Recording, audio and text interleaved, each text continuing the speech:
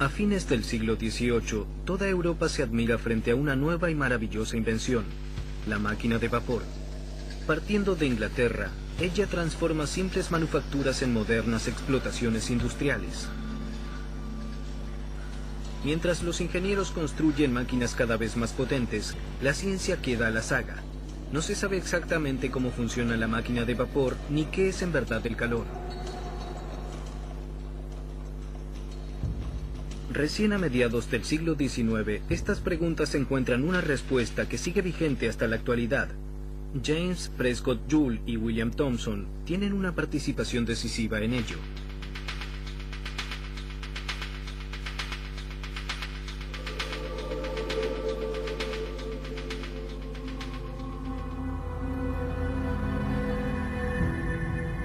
Hace tiempo que los investigadores discuten qué es el calor. Se observan los fenómenos térmicos y se los explica con teorías deductivas. Quien cree que la materia se compone de mínimas partículas, se imagina el calor como movimiento de las mismas. Quien en el siglo XVIII sigue la teoría de la electricidad, prefiere imaginar el calor como líquido imponderable, en forma semejante a cómo se veía la electricidad en esa época. Recién la aparición de nuevos instrumentos permite progresar a los investigadores. Ahora se trata de dar explicaciones a los fenómenos que se pueden medir. El científico escocés Joseph Black descubre con ayuda del novedoso termómetro que se puede medir la temperatura de un cuerpo, pero no el calor efectivamente aportado al mismo. Por ejemplo, al derretir hielo, el calor aportado queda oculto en gran medida. El hielo se derrite frente al influjo del calor, pero el termómetro sigue midiendo 0 grados. En 1780, los científicos franceses Antoine Lavoisier y Pierre-Simon Laplace desarrollan su calorímetro de hielo. Con él miden el calor entregado por un cuerpo. Comprueban que el cobre y la madera de igual masa y temperatura derriten una cantidad diferente de hielo. En esa época, el estadounidense Conde Rumford, que trabaja en el sur de Alemania, cree saber lo que es el calor, la consecuencia del movimiento de partículas minúsculas. Un inusual experimento debe demostrar su teoría. Taladros romos rotan en el interior de caños. Los caños se calientan. Rumford mide el calentamiento indirectamente con el agua necesaria para el enfriamiento. Los experimentos causan sensación, no así la argumentación de Rumford. Solo pocos están dispuestos a avalar su teoría del calor.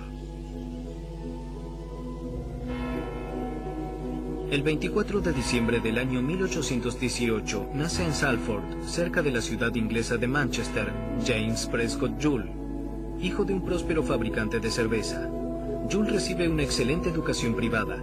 El científico probablemente más famoso de Manchester, John Dalton, da clases de aritmética, geometría y química al joven James, despertando su vocación de investigación. El padre de Joule pronto le instalará su propio laboratorio. La omnipresencia de la técnica en la ciudad industrial de Manchester impresiona al joven James. Observa las primeras locomotoras de vapor y también puede estudiar una máquina de vapor en la cervecería de su familia. Pero a James lo atrae otro tema, que tiene gran actualidad: la producción de trabajo mecánico mediante magnetismo y electricidad. El famoso investigador inglés Michael Faraday había inventado en 1821 el primer motor eléctrico prototípico, señalando el camino a seguir. Desde entonces, muchos científicos intentaron desarrollar un motor eléctrico verdaderamente apto para funcionar. Sin embargo, pronto Joule debe reconocer que el motor eléctrico tiene escasas posibilidades de competir económicamente con la máquina de vapor. Es demasiado elevado el consumo de zinc y líquido de batería. Pero un fenómeno ha captado su atención en estas investigaciones. Durante el funcionamiento, la batería y los conductores eléctricos sufren un gran calentamiento.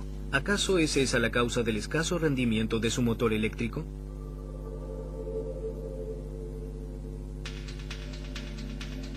Durante meses, Joule realiza meticulosas series de experimentos haciendo pasar corriente eléctrica por alambres metálicos de distinto largo y espesor, así como de diferente material. Simultáneamente mide el calor producido.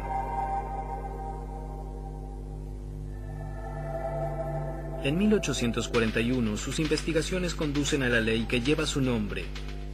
El calor producido aumenta con la resistencia del conductor eléctrico, el cuadrado de la intensidad de corriente y la duración de la circulación de la corriente. Después de este hallazgo, Joule sigue trabajando en la medición de la formación de calor durante diversos procesos, por ejemplo durante el movimiento de una rueda de paletas en el agua. En este experimento es particularmente fácil calcular el trabajo empleado, pues para impulsar la rueda se usan 2 pesas de plomo suspendidas por sogas. Con el peso de las mismas y la altura de la caída, Joule puede calcular el trabajo mecánico.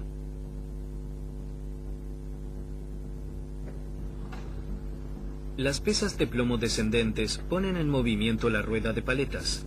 Esto hace que se caliente el agua. Joule compara el calor generado con el trabajo mecánico que impulsa la rueda. No es una tarea sencilla, pues la elevación de la temperatura del agua es muy escasa. Joule necesita termómetros particularmente exactos que hace fabricar para este fin. Finalmente, Joule logra establecer una relación inequívoca entre el trabajo realizado y la elevación de la temperatura. De ese modo descubre el equivalente mecánico del calor.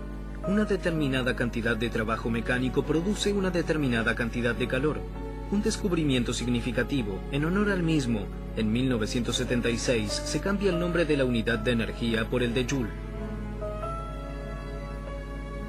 Joule desea compartir sus conclusiones con otros científicos, pero como investigador desconocido que nunca ha estudiado, casi no le prestan atención. Para empeorar las cosas, su tesis de la generación de calor se opone a la teoría imperante. Solo un joven científico ascendente se siente impresionado por sus experimentos, William Thomson.